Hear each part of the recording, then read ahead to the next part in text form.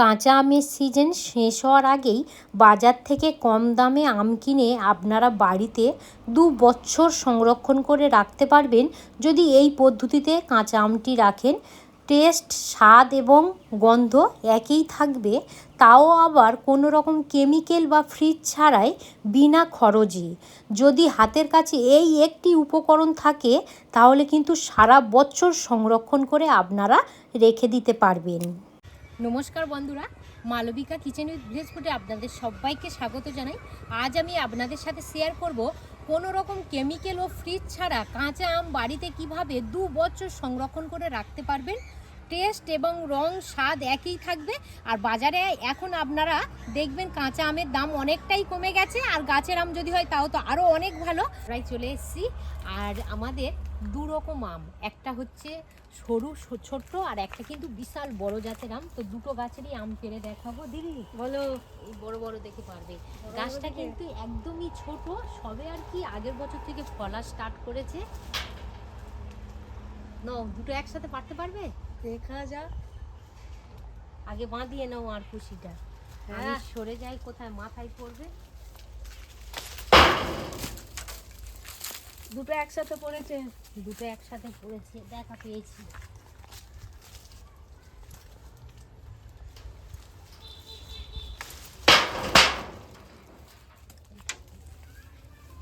দিদি আর পারবো না, আরও একটা তো গাছ আছে, তাহলে সেই গাছ থেকেইও পারবো।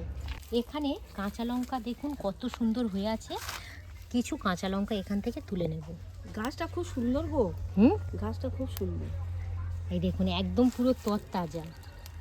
আর আম সংরক্ষণ করার পদ্ধতিতে আমাদের কাঁচা লঙ্কা ব্যবহার করা হবে। আর আপনারা এই গাছটা কম বেশি সবাই চেনেন। তো সাধারণত আমি রেসিপি বানাই এই গাছের আম পেরেই আর কি বানাই।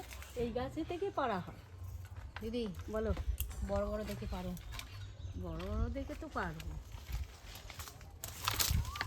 ধরে নাও, দেখো বড় করছে তো। হ্যাঁ,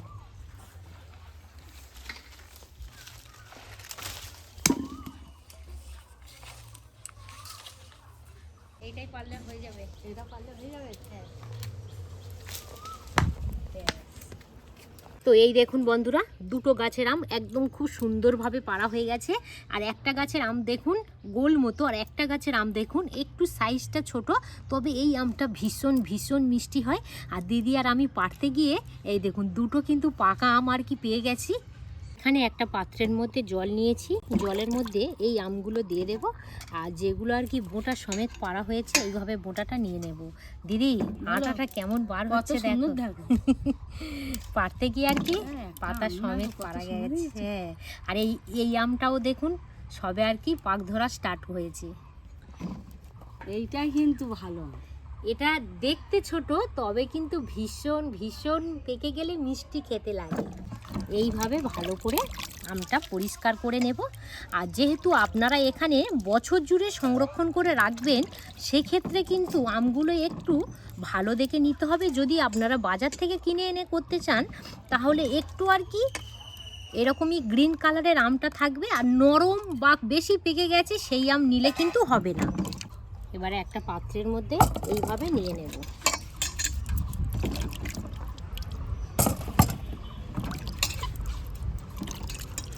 এখানে একটা পিওর কাপড় নেওয়া হয়েছে, একদম সুতির। দিদি বলো, এবারে আমগুলোকে যেটা করতে হবে ভালো করে মুছে নিতে হবে আমের গায়ে, যাতে একটু বলে আঠা লেগে না থাকে বা জল লেগে না থাকে। খুব সুন্দরভাবে কিন্তু মুছে নিতে হবে। দেখো একটা মোচা হয়ে গেছে খুব সুন্দর করে।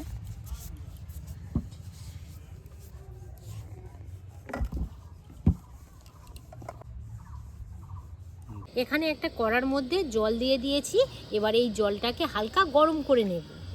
যখনই জলটা গরম হয়ে যাবে, অর্থাৎ জলে থেকে ভাপ উঠবে, এখানে আরও একটা উপকরণ অবশ্যই কিন্তু দিয়ে দিতে হবে, সেটা হলো লবণ। আমি এখানে 700 গ্রাম জল ব্যবহার করছি, সেক্ষেত্রে আমি 6 চামচ লবণ ব্যবহার করব। 1 চামচ, 2 চামচ, 3 চামচ, 4 চামচ, 5 চামচ, 6 চামচ। এই 6 চামচ লবণ দিয়ে ভালো করে এইভাবে জলের সাথে একটু মিশিয়ে নেব। লবণটা জলের সাথে খুব সুন্দরভাবে গুলে গেছে। এবার যেটা করব, অফ করে দেব। আর এই যে জলটা গরম আছে এটাকে একদম পুরো নর্মাল টেম্পারেচার করে নেব, তাহলে কিছুক্ষণ বাদে আবার ফিরে আসছি। এখানে একটা কাঁচের বয়েম নিয়েছি। এই কাঁচা আমটা যে 2 বছর আপনারা সংরক্ষণ করে রাখতে চান, তাহলে কিন্তু একটা কাঁচের কিন্তু এই এয়ারটাইট কন্টেনার কিন্তু জোগাড় করতে হবে, তবেই কিন্তু ভালো থাকবে। এখানে সব আম ভালো করে মুছে একদম পুরো শুকিয়ে নিয়েছি। এবারে কাঁচের এয়ারটাইট কন্টেনারের মধ্যে এইভাবে একে একে দিয়ে দেবো। এই দেখুন কত সুন্দরভাবে দেওয়া যাচ্ছে, দেখুন।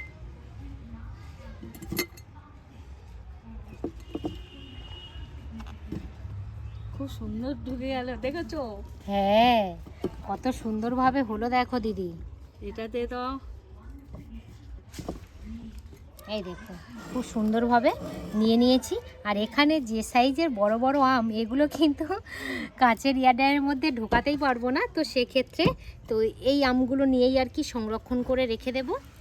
দিদি বলো, দেখো একদম পুরো বয়েম ভর্তি ভরে গেছে। এখানে একদম গাছের টাটকা তাজা লঙ্কা নিয়েছি। এবার লঙ্কাকে এইভাবে দিয়ে দেব। দিদি বলো। কত সুন্দর লাগছে দেখো। হ্যাঁ, এই দেখো এইভাবে লঙ্কা দিয়ে দিলাম। এবারে কি করব দেখুন, এখানে যে লবণ দিয়ে আর কি জলটা রেডি করে নিয়েছিলাম, জলটা কিন্তু একদম পুরো ঠান্ডা করে নিয়েছি। গরম অবস্থায় কিন্তু দেওয়া যাবে না, তাহলে আমের মধ্যে দিলে কিন্তু আম বেশি দিন ভালো থাকবে না। এবারে এই জলটাকে এই বয়ামের মধ্যে দিয়ে দেব।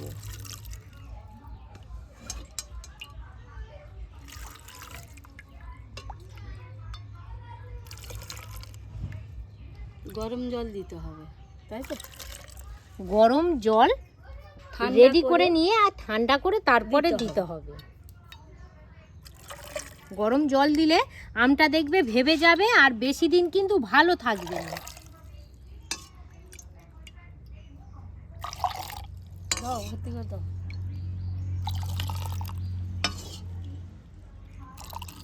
এবারে যেটা করব এইভাবে লক করে দেব। ওর দূরে দেওয়া যাবে না, কোনো ভিনিগার তো দাওনি। না, আমি যেহেতু এখানে বললাম বন্ধুরা যে ফ্রিজে রাখার দরকার নেই, কোনো কেমিক্যালও দিতে লাগবে না। তো এবারে কি করবেন দেখুন, এটাকে আপনারা একটা জায়গায় মধ্যে রেখে দেবেন, বেশি আর কি নড়াচড়া করবেন না। এবার আমি বলে রাখি, এখানে কিন্তু আপনারা যখনই আর কি কাঁচা আমটা আর কি খেতে চান, হাত দিয়ে কিন্তু কাটালে হবে না। হাত দিয়ে যত নাড়াচাড়া করবেন তাহলে কিন্তু নষ্ট হয়ে যেতে পারে। আপনারা মানে চামচের সাহায্যে যতটা খাওয়ার ততটা আর কি তুলে নেবেন, চামচ দিয়েই ব্যবহার করবেন, হাত দেওয়া যাবে না। আর তারপরে আরও একটা জিনিস এখানে আছে, যখন তখন কিন্তু এই বয়ামটা খোলা যাবে না, একটু সচরাচর মেনে করবেন। খেতে খেতে সঙ্গে সঙ্গে হয়তো আমের বয়ামের মধ্যে হাত দিলেন, এঁটো আর কি হাত, সেটাও কিন্তু দেওয়া যাবে না। সচরাচর একটু মেনে করবেন, বাসি জামা কাপড় আর কি একটু চেঞ্জ করে করবেন, তাহলে কিন্তু এই আমটা আপনারা বছর জুড়ে সংরক্ষণ করে রাখতে পারবেন এবং স্বাদ গন্ধ রং একই থাকবে, টেস্ট খুব সুন্দর থাকবে। আম শেষ হয়ে যাওয়ার পরেও কাঁচা আমের ফ্লেভারটা কিন্তু আপনারা পাবেন এইভাবে যদি রেখে দেন।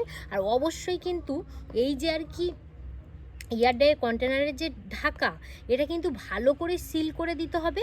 দেখুন আমি এখানে আমটা গোটা রেখেছি, যদি আপনারা আর কি আমটা কেটে রাখতে চান, ঠিক আছে, তাহলে কিন্তু আপনারা চেলা করেও রাখতে পারেন। সেক্ষেত্রে যেহেতু এখানে লবণের ভাগটা বেশি, তো কাটা আমের মধ্যে লবণটা আর কি একটু অতিরিক্ত আর কি লাগবে, তো সেক্ষেত্রে আমি কেটে রাখলাম না। কেটে রাখলেও সেটাও হবে, গোটাও যদি রাখতে চান সেটাও হবে।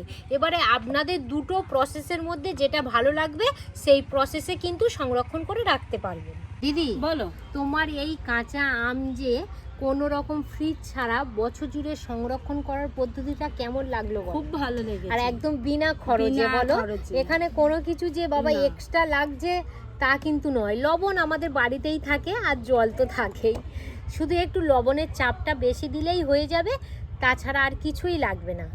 তাহলে পদ্ধতিটা খুব ভালো লেগেছে। আর তাহলে যখনই কাঁচা আম শেষ হয়ে যাবে এই আম দিয়েই আর কি আমরা চাট করে খাওয়া হবে, তাই তো? তো আমরা কিন্তু এইভাবেই রেখে দিই, আর অনেক দিন সংরক্ষণ করা থাকে, যখনই ইচ্ছা হয় তখনই খাই। আপনারাও কাঁচা আম শেষ হওয়ার আগে বাড়িতে এইভাবে সংরক্ষণ করে রেখে দেবেন, আমটা খুব সুন্দর থাকবে।